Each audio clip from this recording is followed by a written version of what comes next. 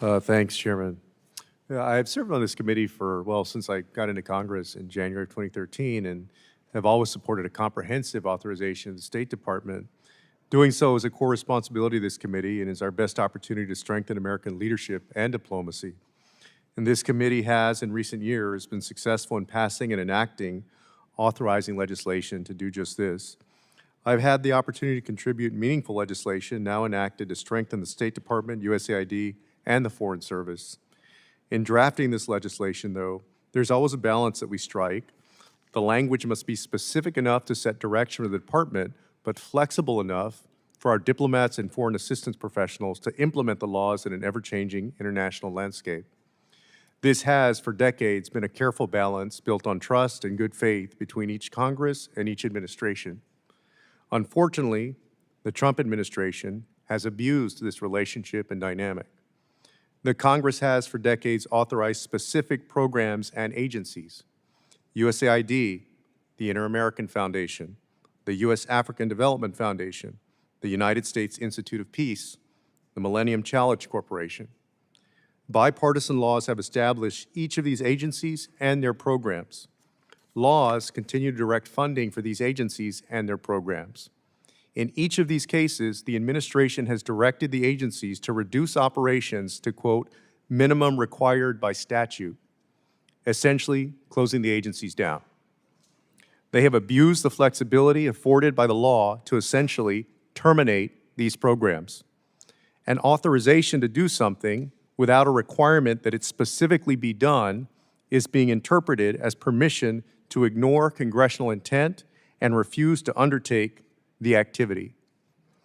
In the current environment, if the Congress wants a law to be enacted, it seems the language must be very specific and bind the hands of our diplomats so that they have no flexibility.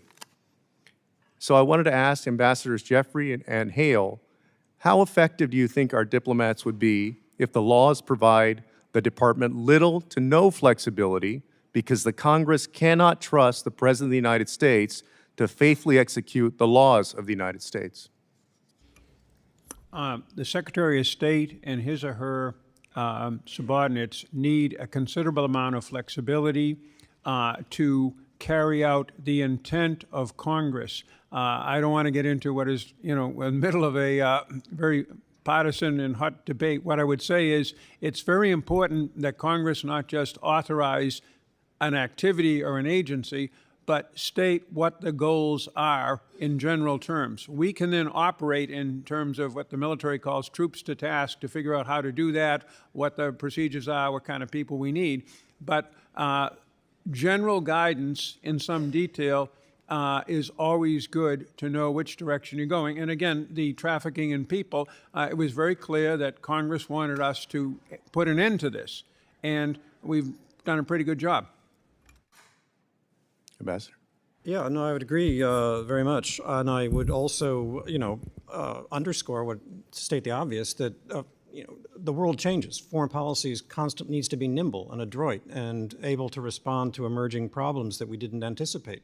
Maybe we should have, maybe we shouldn't have, but we didn't. And we need to be able to have a consultation with you all here on the Hill about those emerging and changing threats and opportunities as well, and make sure that we have the flexibility we need, but also we're connected to you. And it's not just a matter of when you have your confirmation hearing or when you're called up for a very formal event, but the ongoing consultations with members and staff. Sure.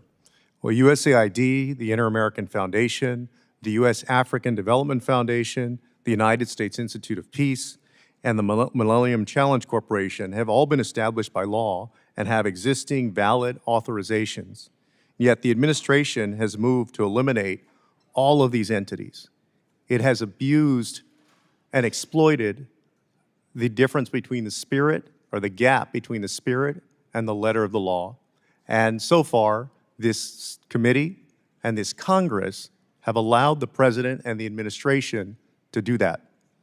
Perhaps, we'll see in the coming years, but forever resetting the balance of power and control between the executive branch and the President and this Congress. That is going on in real time right now. This committee and this Congress are surrendering influence and control over our diplomacy to the President of the United States. I yield back. Thank you, Representative